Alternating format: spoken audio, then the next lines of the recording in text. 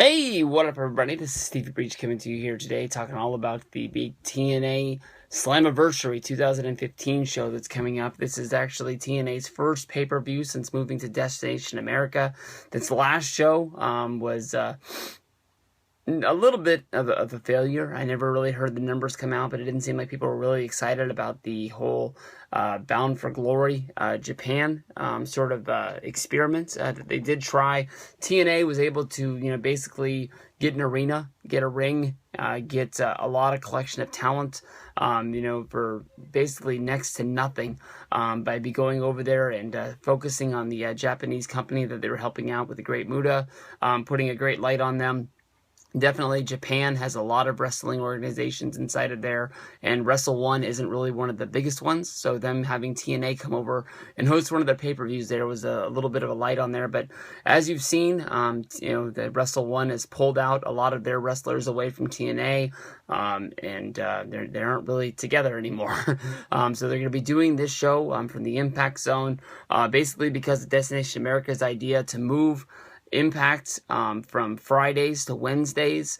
There was a whole big mess because Impact had already gone to the Impact Zone and recorded all the shows that they thought were going to be used up into the Slammiversary Go Home show, which was going to be a live show that they were going to shoot for Destination America. Then, they had to move, and they did the math, and they said, hey, we don't have enough shows. So basically, the main event that they had planned for this show, which was being advertised, which was EC3, Aaron Carter III, going up against Kurt Angle for the TNA World Heavyweight Championship, is basically being moved to a television show. It seems they have 7 shows on the books. Kurt Angle's not there. I don't know if that's because they don't want to see Kurt Angle wrestle 2 matches in 2 nights. They don't think his body's going to be able to go through it. They have some matches that people are excited to see.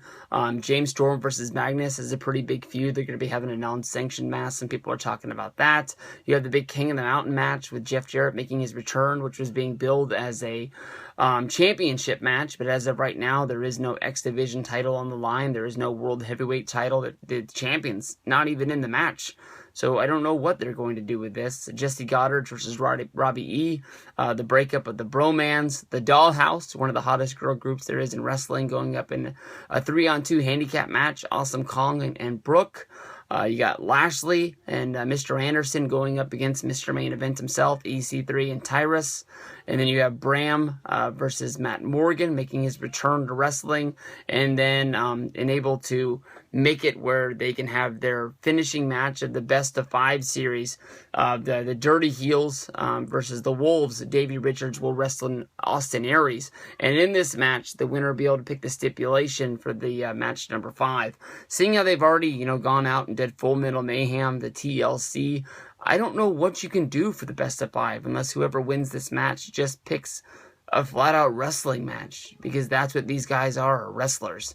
That's the only thing I can think of what they would do from here on out. We've seen them do just about anything else along the way. TNA is sort of hit right now with bad news. Almost every day we hear news of a wrestler is leaving the company. Austin Aries has his contract ending on Wednesday. James Storm was tweeting away today like it was his last weekend in TNA. All good things come to an end, but he did it his way. This is going to be a show. It's not going to be great. One of the things that I'm looking at the most, I want to see that James Storm match. I want to see what Jeff Jarrett does in that King of the Mountain match. I don't think he's going to win the championship, but there is that last little bit of hope that maybe he's going to be able to pull it out and see where this Global Force versus TNA thing is going to go.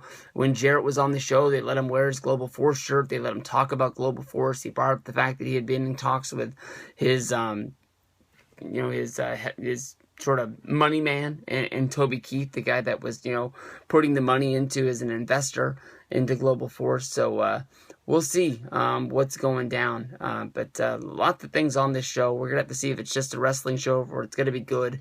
It's going to be weird because it's going to be filmed live on Sunday.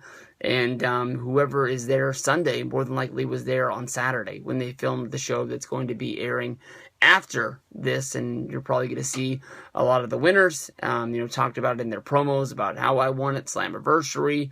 It's smart that as of right now you don't have the title on the line, but it brings a big question to me on, where is Kurt Angle? What does the King of the Mountain match mean? Have they ever done the King of the Mountain match where there wasn't a title involved? And how do you change the rules to make it where somebody's going to be able to come out on top? Lots to talk about with this, though. Hey, what up, everybody? Stevie Breach coming to you. First match of the night that we're going to talk about is the James Storm versus Magnus match. Really, TNA really hasn't had anything that has really captured my attention, like the whole James Storm, Magnus, Mickie James triangle angle of basically James Storm trying to come in and try and swoop up Mickie James, trying to join him with the whole revolution, going and tearing him some crazy shit. Mickie James and James Storm have been friends for a long time, so basically he was trying to steal her away from Magnus. Magnus was seeing through what James Storm was doing. Every time you have sort of a hot chick, you can always see somebody trying to make a move on him. Every time you try to go to your girl, you're like, oh no, we're just friends, you're being crazy. It isn't what it was supposed to be, but for the people viewing at home, you could really see through what James Storm was doing. And basically it finally came down to James Storm making his proposal to Mickie James for Mickie to leave Magnus and join him and go around the country, tearing shit up and doing some crazy shit. Mickie James turned down James and basically said that she was with Magnus. That was her life now. She didn't really say she was flattered, and James was able to sort of just say, hey, you know what? Let's put it behind us. I just want us to stay friends. I don't want this to get weird between us. And basically took Mickie James to put her on a train, to send her out on her world tour, going around the country, singing her country music songs, be doing what she does now. And James Storm pushed her out in front of a moving train. Really, this reminds me a lot of 80s style wrestling. You don't really see a lot of angles going like this. I know people sort of tore it apart for what it was, but I still was really into this, and I think this could be a great match. They're calling this a non-sanctioned match where basically these people are going to beat the crap out of each other on the show, and I'm really, really looking forward to this. Magnus is a guy that really I thought, and even TNA thought, it was going to be the future of TNA Impact Wrestling. Maybe the quotes from Dixie Carter saying that Magnus was, one of the, prettiest guys there was in wrestling, and really, betting on this guy to bring in a lot of outside people, and a lot of people really didn't know who Magnus was. He was the guy who ended up beating AJ Styles and taking the championship from him, and at that time, I think so people were so negative on TNA for letting AJ Styles walk, and even at that time, not even really knowing what AJ Styles was going to become once he left and went to New Japan Wrestling and started putting on some of the best matches that he'd ever had in his career. He just got put in that sort of place. Magnus was gone from TNA for a while, and he was able to return, and now he's in this really good big spot, and here it is a match. And today, James Storm was tweeting away on his Twitter, basically making people think that he was implying that he was leaving TNA Impact Wrestling, basically saying that he'd been in the wrestling business for 18 years, and if this really was the end of it, at least he was able to do it his way. Some people don't know if he's tweeting about maybe this non-sanctioned match could be he's going to take a beating so bad for Magnus that he's not going to be able to wrestle, and it's all in character. And there's some people thinking that it's a lot along the lines of a lot of other people in Impact Wrestling jumping ship right now, not knowing what the future holds. Lots of stories out there about TNA Impact Wrestling losing their Destination America deal due to a technicality in their contract with Destination America, that they have an escape clause that they'll use in September, and Impact will be left once again with no television deal. This was sort of one of the reasons why Bully Ray actually jumped ship, was seeing that basically there was an end coming to the Spike wrestling deal with Impact, and not knowing really what the future was going to be, and not wanting to be held to a contract with a company that didn't have TV. James Storm, I've gone on the record saying, is one of my favorite wrestlers many times.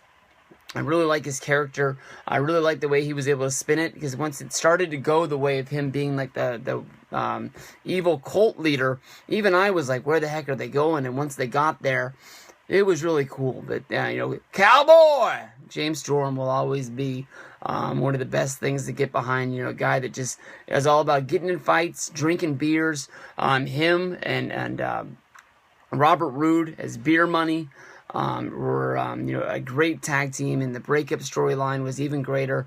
I wish they would have been able to find a way to capture James Storm's lightning in a bottle, the way that the lockdown match ended with James Storm super kicking Roode and him falling out of the cage. They did the whole deal where Roode stole the championship from Storm, and then Roode fought for months before Storm got a rematch, and then once Storm was cheated at the show, they did a storyline where basically it was Storm saying that he had lost the big one. He had promised his family that he was going to, win this big match. And, it was like he walked away for a long time before returning and beating Crimson and ending that win streak. But, even that was, nothing to really jumpstart, what they had sort of lost with Storm. And I've always been waiting for him to be able to get it back. And, as hot as he is as a big-time heel right now, it's been a fun ride. I'm hoping that James Storm isn't done with Impact, because I love watching him wrestle and I love supporting him any way that I can. But, maybe he'll go wrestle for Global Force. Maybe he'll find a way into WWE. But a lot of these TNA guys that have been around for years and years, it's hard for them to get in. Look at it. Xavier Woods, who wrestled in TNA for a short period at Consequences Creed. He's one of the only guys to really get picked up out of TNA and brought in. And even he had to go through the Performance Center for years and years. They didn't even want AJ Styles because of his age. So we'll have to see what the future holds. This is going to be a damn good match. Honestly, there's no way to see this match. Even if the Storm rumors weren't out there, Magnus is getting the win. He needs this for his character to beat down and kill off the storyline of, killing Mickie James, who I guess is going to be making her return. And she is not dead. She just, I guess, suffered a hell of a fall at that train station that day. What would I think would be the main event of the TNA Slammiversary 2015 show really has me just honestly really confused. TNA put out a press release basically saying that the King of the Mountain match would be returning at Slammiversary, and it would be the new main event of the show. Some people thought maybe this will be just a way of putting a championship match on the show, that Angle will be able to keep the title one more night and then be able to go on television and be able to be the champion to fight EC3 in a one-on-one match. That was supposed to be the big built-up match of the night. And they came up with all the rules of the match, with basically, there's competitors inside of the ring. You have to pin somebody. Whoever is pinned gets sent to the penalty box. Whoever did the pin is now active to climb up the ladder and try and place the championship onto a hook to become the champion. Those rules make you want to shake your head enough. But now we have the names for the King of the Mountain match with Jeff Jarrett, who made his return to TNA Impact Wrestling on the big Wednesday show as a big surprise, with him and Karen showing up, even showing up and supporting Global Force Wrestling, talking all about it. People have been talking about this in depth for the last 24 hours. What TNA and Global Force Wrestling, what Jeff Jarrett and Dixie Carter are doing in business together. Jeff Jarrett on television is saying it's just a chance to come back and have one more match. On television, there was no talk of the title being involved, but how do you have a King of the Mountain match without it being for a championship? And as of right now, all of the competitors have been named. Jeff Jarrett was named on television, and then today, via the TNA Impact website, Matt Hardy, Eric Young, Drew Galloway, and Bobby Roode, some of the biggest names that are in TNA were added to the show to sort of complete it and finish it off. The only thing that I was surprised about is that Eddie Edwards wasn't named to this, seeing how Bobby Roode, who was a former champion but is currently involved in a tag team feud. His tag team partner is wrestling in Austin Aries versus Davey Richards. That's a singles match where the winner gets to pick his stipulation for match number 5 of the best of best-of-5 series to see who becomes the new tag team champion. So you think you would have a lot of interest, wrapped up in that match. Drew Galloway has had a lot of things going on since debuting for Impact. Eric Young has been involved in a lot of the main event storylines. Eric Young versus Kurt Angle has been the storyline getting us all the way until Slammiversary. Matt Hardy, who took some time off after his brother broke his leg in a motorcycle accident riding around on his property. He also just had a baby, but I guess TNA was able to sweet talk him into coming back, and he's going to be a part of this big ladder match where I don't know what the future holds for this match. There's no word. This is a number one contenders match for the next person to have a big match on Impact for a chance to go after Angle versus EC3's winner on Impact. But you would think that more than likely after Angle versus EC3, even if this is only the first match, you would want to prolong that feud for at least 2 to 3 months with these guys going back and forth at it with big rematches on Impact. So I don't know what these guys are fighting for. In TNA, they honestly really haven't done a great job at promoting the show as a whole. A lot of this has been just really put together on the fly. The Dollhouse versus Awesome Kong and Brooke was a match that was named on Facebook. So I'm not really sure what to do with that. And Lashley and Anderson versus EC3 and Tyrus seems like a match that was just thrown together at the last minute without television as well. But I'm really looking forward to see Jeff Jarrett make his return. The talks are that he's going to be wrestling more with TNA than just one night, so we'll have to see what this comes down. Like I said, Bobby Roode is involved in a tag team feud right now. My guess is that he's not going to win that feud. I'm guessing that the Wolves are going to pull it out, and Davey Richards and Eddie Edwards are going to be the tag champs once again. So maybe he has a chance to become the number one contender. Drew Galloway is a guy that he's in a group. But he easily could be in a group as the leader going after that. Eric Young, I don't think he has a shot to win this match. Matt Hardy seems like a guy that was just sort of thrown into it at the last minute, trying to make a last competitor. But Jeff Jarrett, I'm guessing, would be the odds-on guy to do it. Maybe the Global Force wrestlers, that are signed with him, that are able to make an appearance on the show, helping him win this match. And it's sort of a screw job finish, leading us to TNA versus Global Force.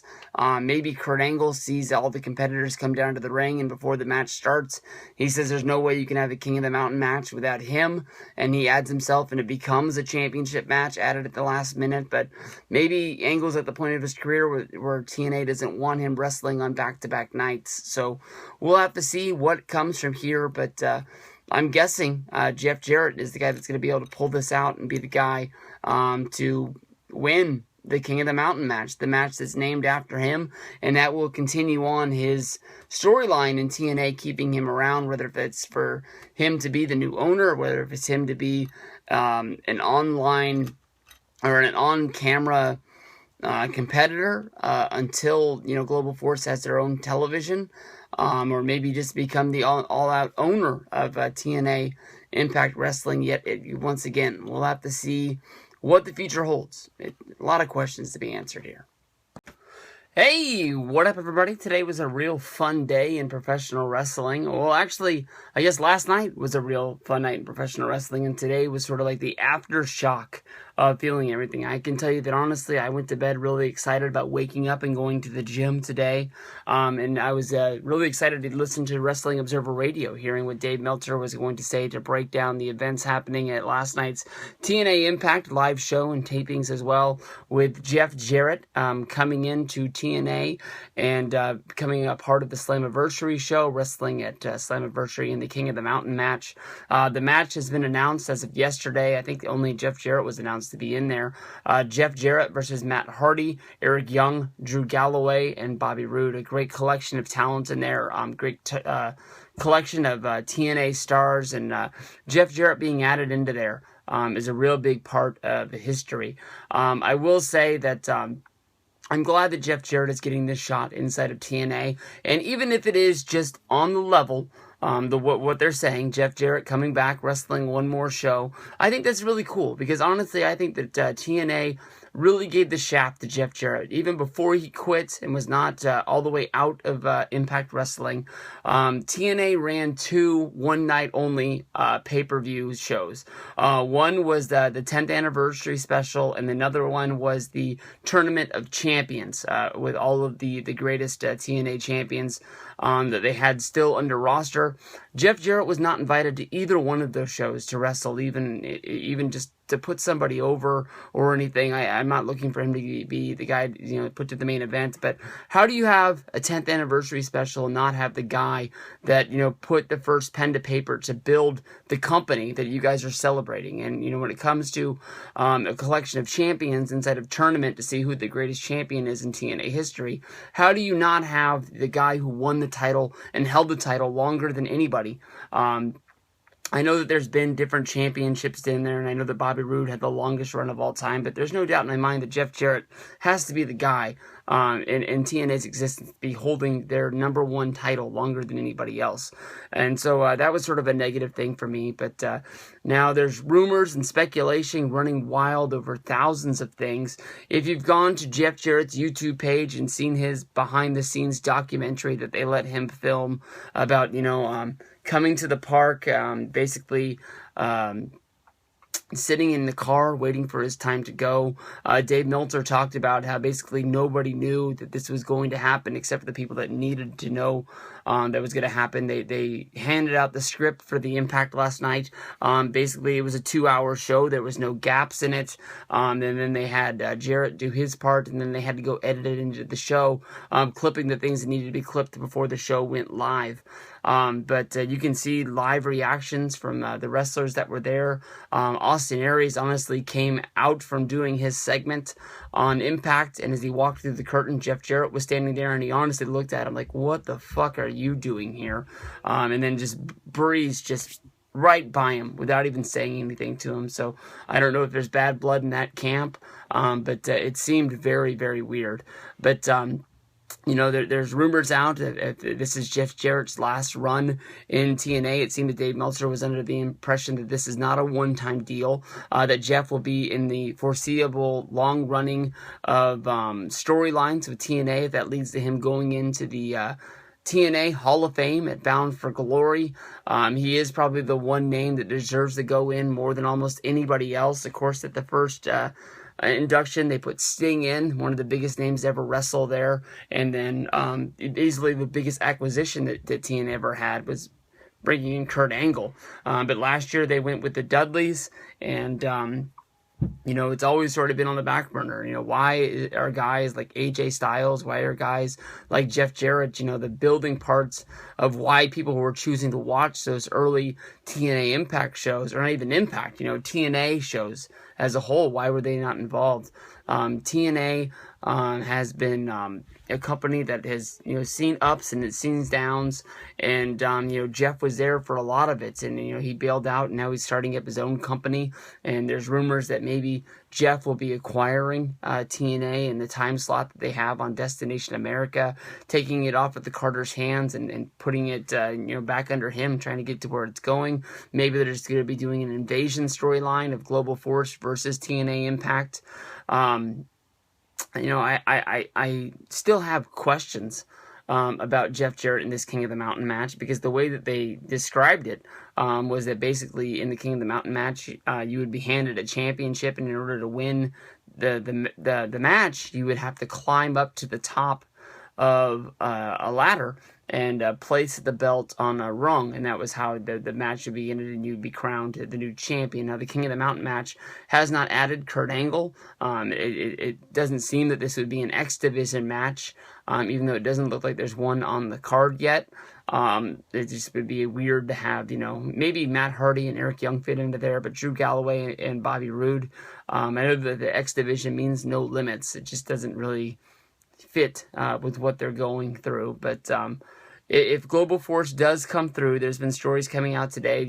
It was first announced that Brodus Clay, aka Tyrus, was pulled from wrestling on the Global Force show because Global Force Wrestling had asked him to wrestle the show, and they'd come to a term for him to be there. But then TNA pulled it, saying that Jeff Jarrett, in Global Force Wrestling was their competition, and it doesn't make sense for them to be wrestling on the competing shows. Now it seems that there is free reign for Global Force to book any TNA wrestlers, so it seems like there is a bit of a bridge that's been built between Dixie Carter and Jeff Jarrett, if they don't want to let the cat out of the bag that Jeff Jarrett's going to be reacquiring and coming back into ownership of TNA, or maybe that Jeff Jarrett is going to be acquiring it, but is keeping Dixie Carter around for some sort of a character role to be on the television. My questions about moving forward, because as of right now, I don't think you can have Jeff Jarrett win the King of the Mountain title because of how much they've been hyping up the Impact. I believe it's one of the first Impacts of July. Is going to be EC3 going up against Kurt Angle for the TNA Championship.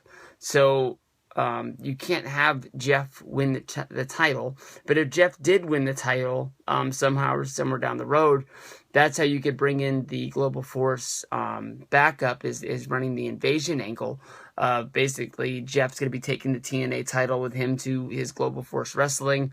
They have to find a way to get it back. But even if they do that, Jeff Jarrett is going to be starting out his new company or taking over this company with the same angle that we've been seeing in wrestling for since the Screwjob. I mean, you've had evil Vince, you've had evil Triple H, evil Stephanie running over in WWE. You've had Dixie Carter as the heel general manager, or the heel owner, I guess you would say, for TNA Impact. They have the guy on Lucha Underground who really is sort of a heel owner of the company, but when it comes down to it, he does a lot of things fair.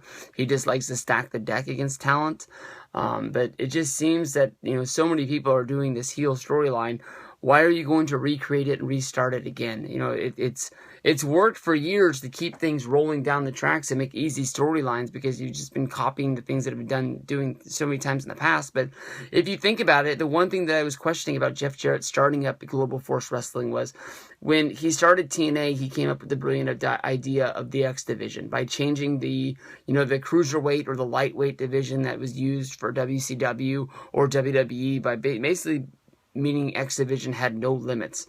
How is he going to be able to create something new and something fresh again that brings in fans? Because there is an alternative to what's going on in Ring of Honor, WWE, TNA, Lucha Underground, PWG. How is he going to be able to make his company different from the companies that are surrounding him? And that's going to be a hard thing to do. I mean, wrestling's been around forever, and I know WWE has pulled things out of their butt before, like the Elimination Chamber, Hell in a Cell, by changing the designs of things that's going on around the ring. But how can really somebody come up with an idea of something in wrestling that's never been done before? So that's sort of the things that are going to be hard moving forward for Jeff Jarrett. But I really am looking forward to seeing what the future holds for TNA, Impact Wrestling, as well as Global Force and Jeff Jarrett. If it just ends up being a storyline that fans made up and it fades off into the past, it was a good little run right here. And if Jeff Jarrett's going into the Hall of Fame, he deserves it. I wish there would be someday he'd be able to go into the WWE Hall of Fame.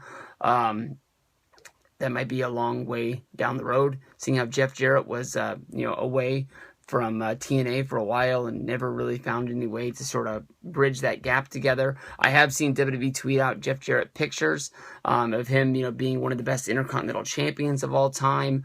But I don't know if there is just a hard line between, Jeff Jarrett and Vince because of the whole him versus China and Jeff holding him up for money.